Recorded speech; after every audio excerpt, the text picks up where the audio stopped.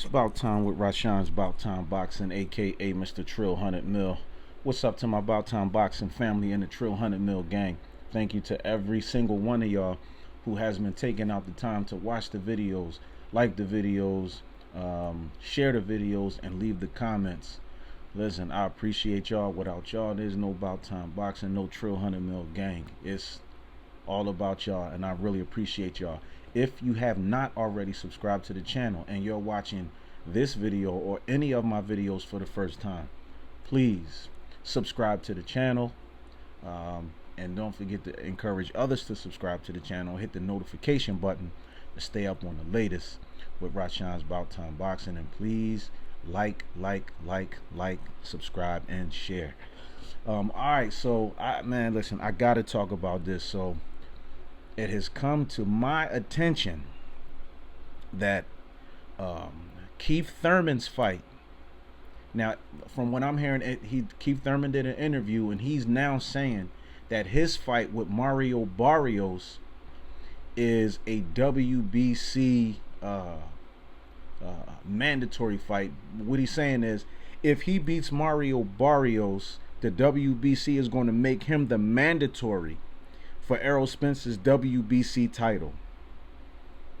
Now I got a problem with that. I don't know about y'all, but I have a problem with that. Don't forget to like this video and share this video and leave those comments in the comment section below. Let me know how y'all feel about this.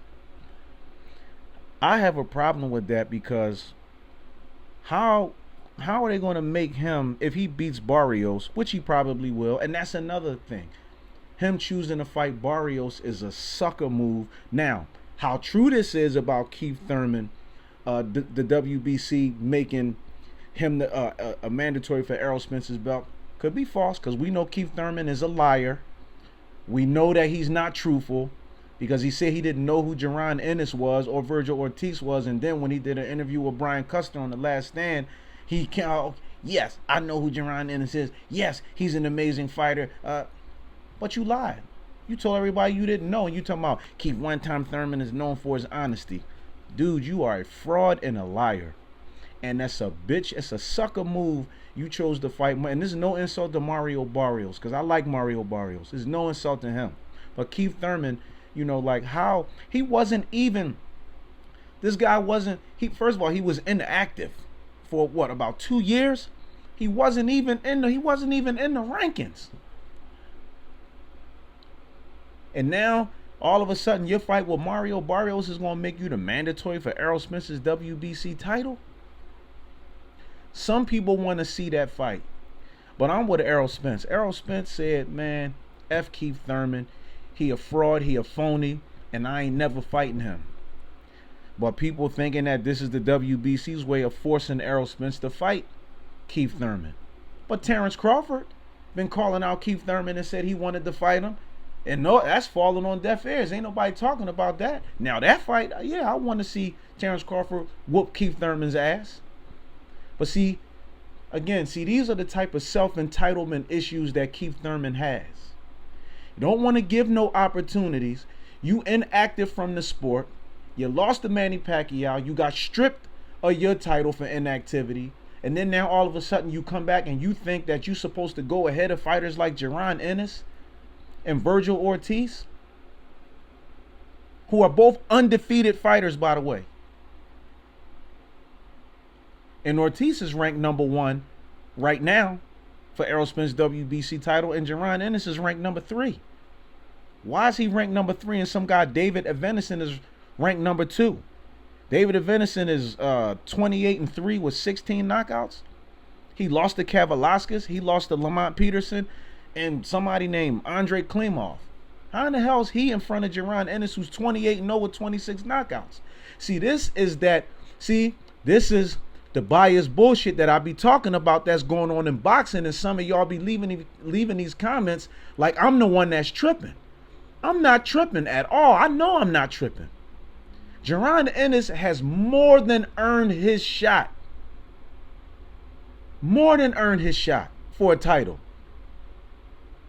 And here it is, some more political, some power play political bullshit in boxing that's trying to keep him away from getting the title shot.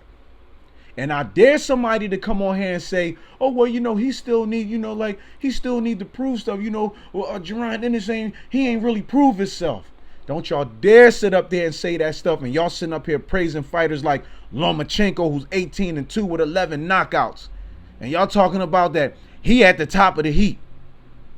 And this last fight he fought Richard Comey. And they talking about he's back. And Jaron Ennis destroyed Delorme. And he picked who's the other guy that he fought? I can't remember. Y'all know Lipinets. He picked him apart. And now the guy who's ranked number 2 over him for the WBC, David Evanescence, he fought Lamont Peterson. He fought and lost to Lamont Peterson. And who beat Lamont Peterson? Stopped Lamont Peterson? Sergey Lipinets. And who knocked out Sergey Lipinets? Jaron Ennis. And this guy is even ranked ahead of him. What is going on? With all this bias, bullshit, and boxing. See, this is why I talk about fighters like Jaron Ennis and Jalil Hackett, Richardson Hitchin, these guys. Come on, man. Shakur Stevenson. Everybody gets put above these guys, and everything everybody else do is great. Now I saw a video where they said that it was untrue that this was a WBC mandatory, or eliminator, whatever.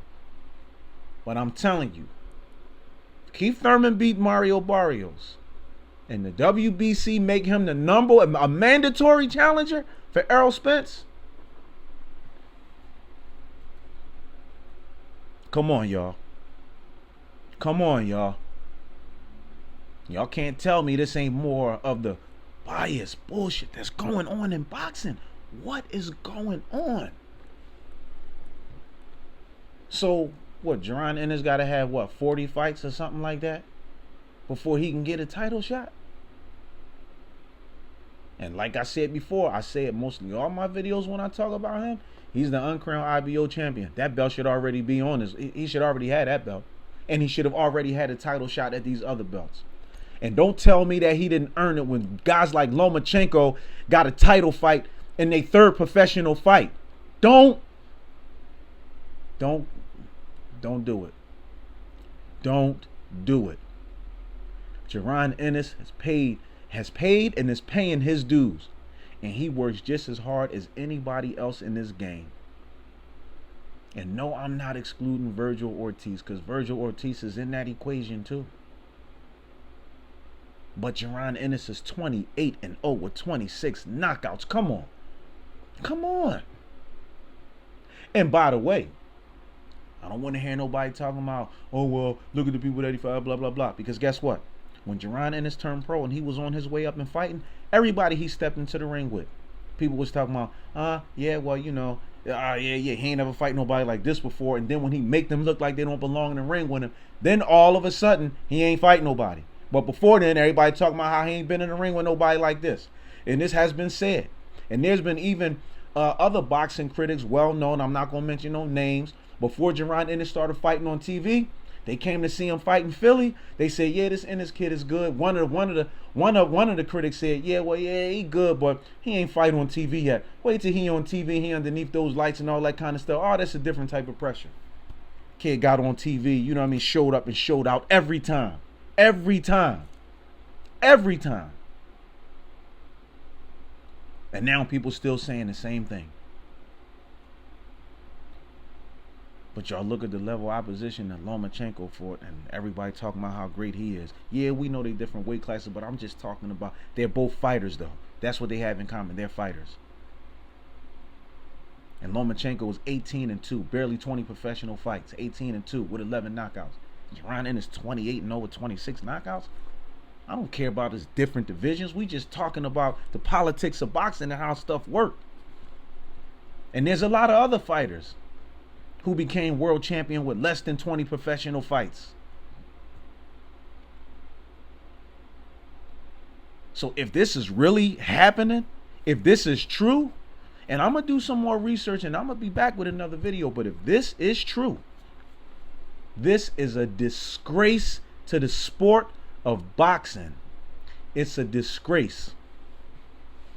And if it's true, the WBC should be ashamed of themselves. It's the same thing with the WBA. They wouldn't even rank Jaron Ennis. And they had some guy, Gabriel Maestre, who had 4 wins or something like that. He was 4-0 with 3 knockouts, and they had him ranked at number 3 or 4 at one point, and Jaron Ennis still wasn't even ranked. Now here it is, Keith Thurman inactive for about 2 years. He wasn't even in the rankings. Now all of a sudden, his hand-picked fight, okay, because that's a sucker move right there.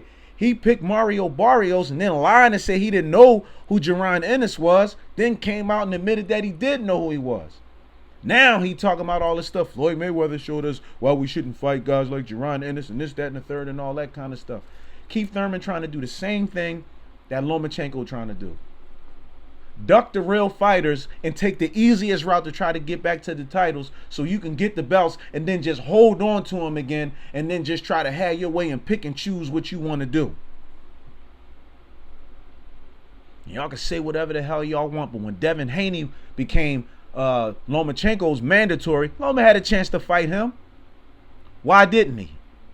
Certainly because Devin Haney wasn't ready, and if he felt like Devin Haney wasn't worthy or wasn't qualified enough, then that's some easy work. He could have just got right out the way. But instead, he chose to drop the belt to him. And now everybody's still talking trash, talking about, you know how long. Man, listen. Some of y'all people really need to have y'all mouths stitched shut so y'all can never talk again. This stuff that's going on in boxing today is a disgrace. It's a disgrace. Where the fighters who earn the title shots can't get it. How much more do Jaron Ennis, what else do he have to do? What else do he have to do? Who else do he have to fight? He fought Chris Van Heerden. He was going to stop Van Heerden in the first round. Y'all saw it.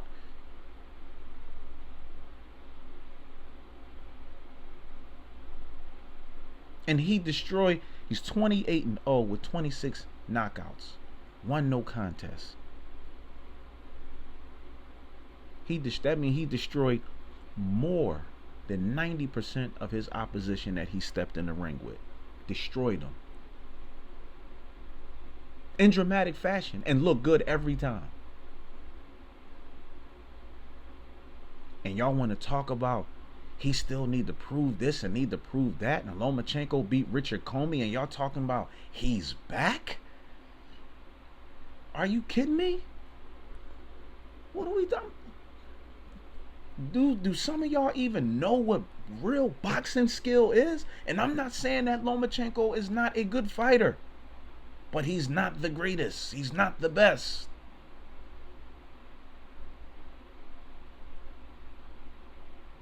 And I don't care what nobody say, Jaron Ennis, in my opinion, it appears that he's repeatedly, it seems like they deliberately keep trying to slight him and keep him out the way. Why?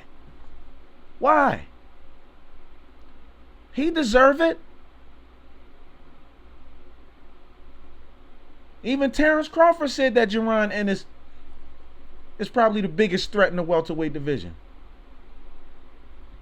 And Keith Thurman knew it. That's why he'd rather just say, nah, I don't know nothing about him. I didn't hear nothing about blah, blah, blah. You didn't know nothing about him or Virgil Ortiz, but you knew who Mario Barrios was? And you talking about we looking for the best fights and Barrios got the best record? Really? Again, no insult to Barrios, but he do got a loss. Jaron Ennis got a loss? No, he don't.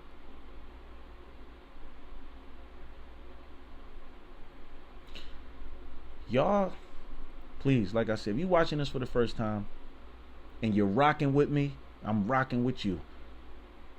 Hit that subscribe button. Subscribe to the channel. Let's get these likes up. Like it. Share it. And let's talk about it. Drop them comments in the comments section below. Come on now, y'all, come on. This is some bureaucratic boxing power play political bullshit that's going on. If this is what's happening, there's no way Keith Thurman can be a mandatory if he beat Mario Barrios. What qualifies that?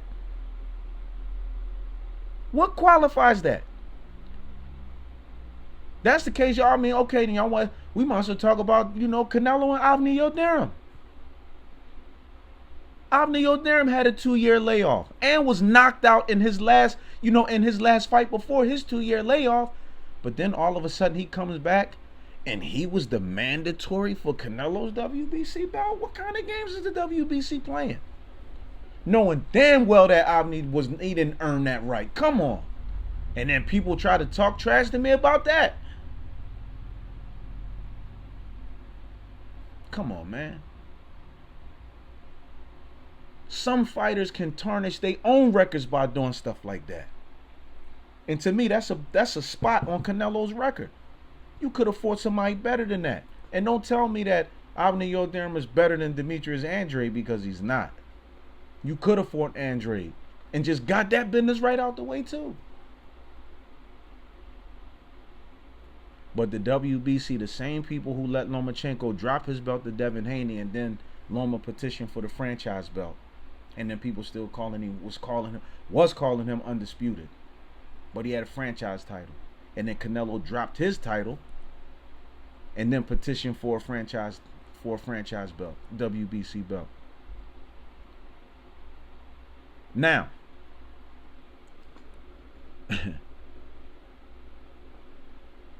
Errol Spence is talking about going up in weight anyway. But just, even it's a hype in this right here, this scenario here is hypothetical. It's purely hypothetical. Now let's just say this did happen and Thurman was the mandatory, and then they trying to force Errol Spence to fight him.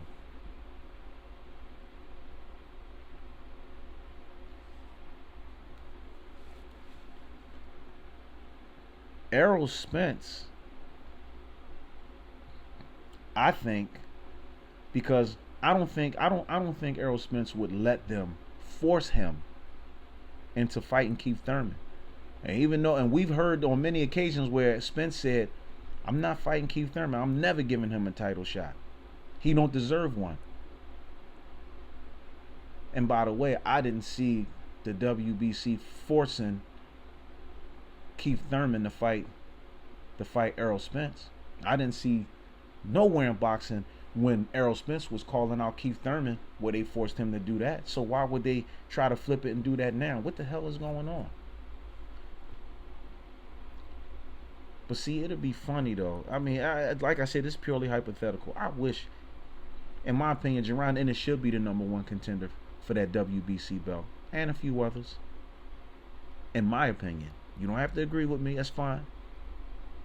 You know what I mean? Shout out to my guy Bruce Leroy too, always rocking with me, and Kofi's Universe. Shout out to you too, and everybody else that be rocking with me, man. I love y'all and I appreciate y'all. It'd be funny if Jaron Ennis was the #1 contender, and then Spence dropped the belt to Jaron Ennis, and then went up, and then let's see if Keith Thurman is anxious to get that fight. Because I'm telling you, when it come to Jaron Ennis, it seemed like a lot of these fighters, all of a sudden they want to partake in the marathon of the Olympics. They would just run. And you can mark a lot of these fighters when it comes to Jaron Ennis. Mark them 100 miles and running. And y'all can disagree all y'all want. But the fact and the reality is, Jaron Ennis is that threat. Legitimately. And this is why I tell people, those that keep calling Jaron Ennis a prospect, he's not a prospect. He's a legitimate contender. Jalil Hackett is a prospect. Richardson Hitchens is a prospect. Jaron Ennis is a solid contender. Prospects work their way up to being a contender for a title. It's the difference. A prospect and a contender is not the same. So stop calling Jaron Ennis a prospect. He's a legitimate contender. And that's no insult, because guys like Jalil Hackett, who's 3-0 with 2 knockouts, great prospect. And he would be a contender too. And I would hate to see what the politics of boxing would do to somebody like him or any other young fighter that's coming up who earned the right to be a contender and to get a shot, and to repeatedly get slighted, because that's what's happening to Jaron Ennis. I don't care what y'all say. That is what's repeatedly being done to this great talent. This kid is gifted, and he is another special fighter. Shakur Stevenson is a special fighter. Y'all don't gotta agree with me. Jaron Ennis is a special gifted fighter. Y'all don't have to agree with me. But when he step in the ring, it speaks for itself. And y'all gonna find out. Those that disagree, y'all gonna find out real soon. Y'all gonna find out real soon. And I feel sorry for the champion that steps in the ring with him. And I'm not saying that it's gonna be easy. This is why I said before, everybody's journey to the world title is different. But it's just sad to see the way that they're trying to stack the deck against Jaron Ennis and Bozy, his father, and Bozy Ennis. And these are some of the hardest workers in the game today. And I'm not trying to insult nobody else, so don't take it like that. I'm just speaking about what I know about this kid.